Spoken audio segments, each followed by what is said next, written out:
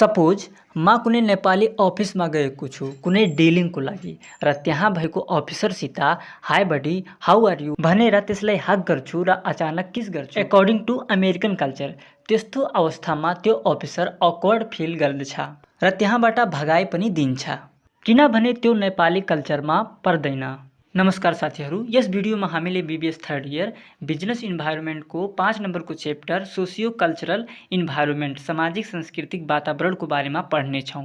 हाम्रो देश नेपालमा हिन्दुइज्म मान्नेको सङ्ख्या 81.19% रहेको छ, बुद्धिज्म मान्नेको सङ्ख्या 8.2% रहेको छ, इस्लाम मान्नेको सङ्ख्या 5.09% रहेको छ र किरात धर्म मान्नेको सङ्ख्या 3.17% रहेको छ। यसरी चाहिँ यस देशमा चाहिँ भिन्न भिन्न किसिमले रीतिरिवाज परम्परा र धर्म रहेको छ। उनीहरूको आफ्नै आफ्नै मूल्य मान्यता रीतिरिवाज परिचलन रहेको छ। त्यसको एकॉर्डिङ नै बिजनेसको फिल्डमा डिसिजन लिने गरिन्छ।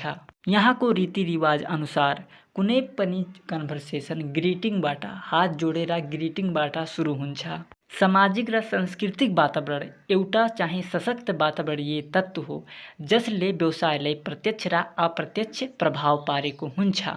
अब चाहिँ बुझौँ components of socio cultural environment सामाजिक सांस्कृतिक वातावरणका तत्त्वहरू।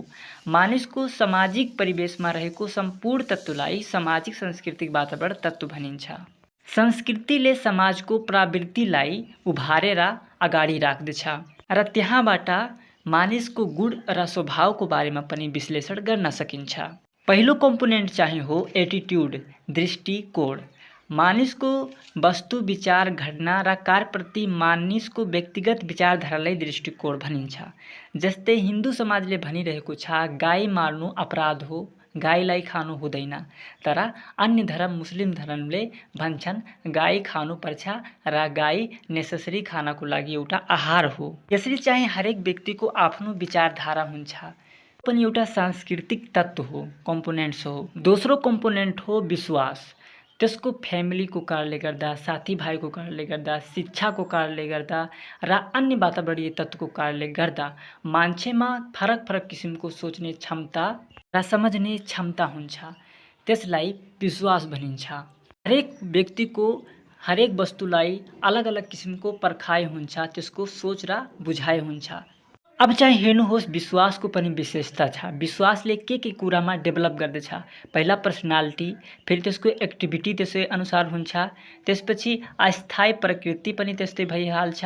कोही अन्धविश्वासमा पनि विश्वास गर्छन् र फेरि तथ्यहीन पनि कुरामा पनि विश्वास गर्दछन् र अवास्तविक कुरामा पनि विश्वास गर्न थाल्छन्। त्यसपछि धर्म, यो ईश्वरप्रति विश्वास र आस्था हो, जुन कि डाटा मैले पहिले नै बताइसकेको छु।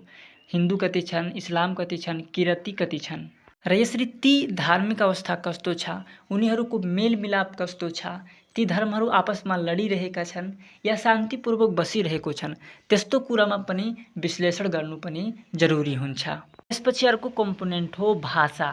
भाषा चाहिँ सञ्चारको लागि एकदमै जरुरी माध्यम हो। नेपालको सन्दर्भमा हेर्ने हो भने भाषा हरेक क्षेत्रमा फरक फरक किसिमले बोलिन्छ।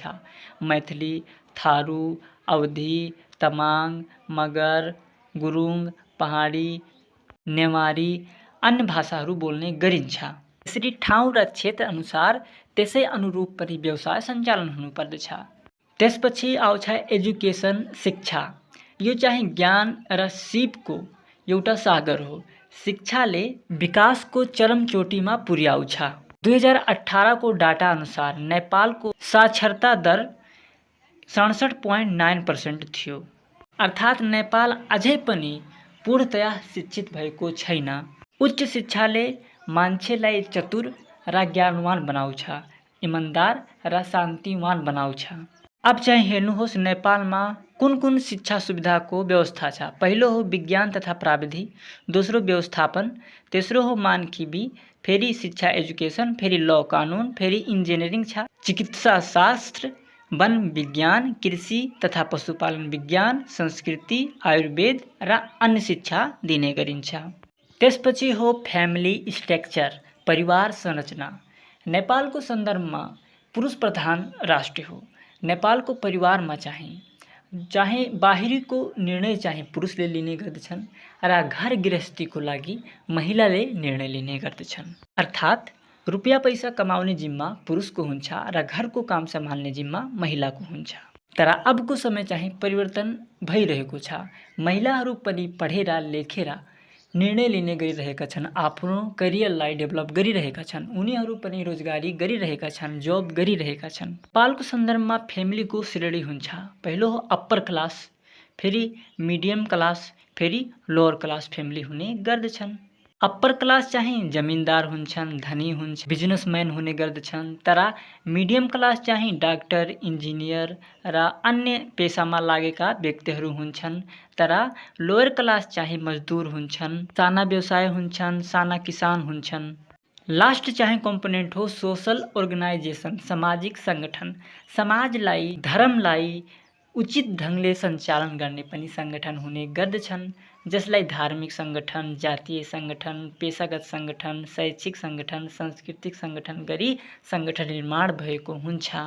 अब चाहिँ हेर्नुहोस् आउँछ impact of socio cultural environment on Nepali business organisation. Nepali व्यावसायिक सङ्गठनमा सामाजिक सांस्कृतिक वातावरणको प्रभाव के छ। पहिलो इम्प्याक्ट हो व्यवस्थापन म्यानेजमेन्ट। नेपालमा सानो उत्पादन भएको कारणले गर्दा आफ्नै परिवारमा चाहिँ मिलिजुली काम गर्दछन्। त्यसबाट के हुन्छ, बाहिरको मान्छे त्यहाँ इन्भेस्ट गर्न पाउँदैन, ज्ञानी व्यक्तिको बुद्धिको प्रयोग हुँदैन, जसको कारणले गर्दा सानोको सानो नै भइरहन्छ। दोस्रो हो व्यापक भ्रष्टाचार।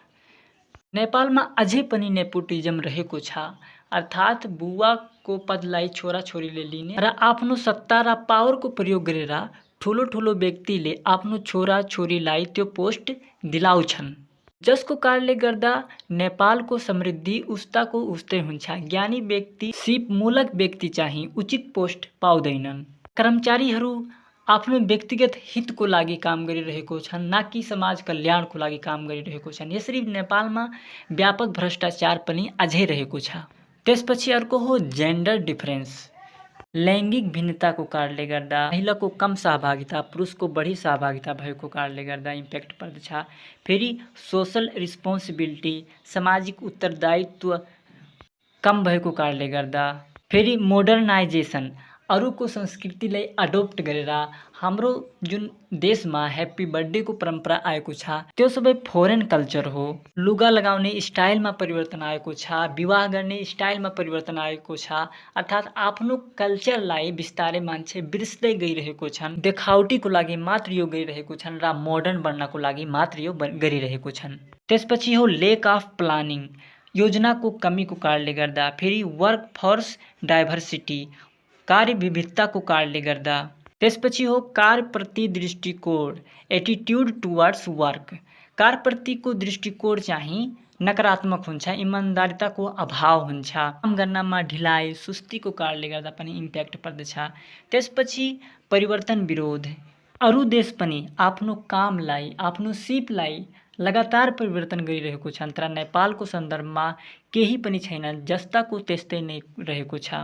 फेरि लेक अफ एन्टरप्रेन्योरसिप, अर्थात् उद्यमीको कमी छ। नेपाल चाहिँ जागिरे हुन चाहन्छन्, यसै कारणले गर्दा उद्यमी यहाँ कम छन्, जोखिम लिने क्षमता यहाँ कम छ।